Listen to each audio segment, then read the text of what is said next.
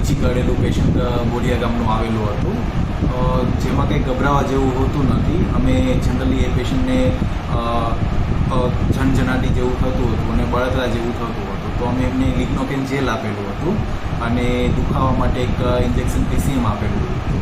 Generally ચોમાસામાં ઘણા બધા વીછી કરડવાના કેસ બનતા હોય છે, જેમાં જનરલી મોટાભાગના કેસમાં બિનઝેરી વીછી હોય છે, જેમાં ગભરાવાની કોઈ જરૂર નથી હોતી.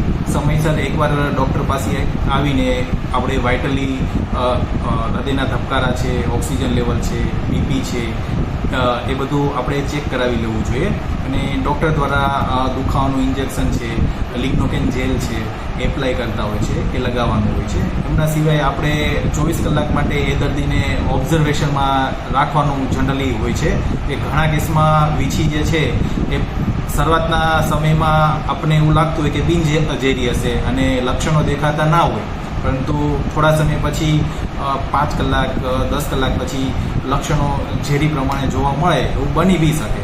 જેથી દરેક દર્દીએ કોઈને બી વીછી કરડે તો 24 કલાક CSCના અંડરમાં અથવા PSCના અંડરમાં રહીને ઓબ્ઝર્વેશન કરવું જરૂરી.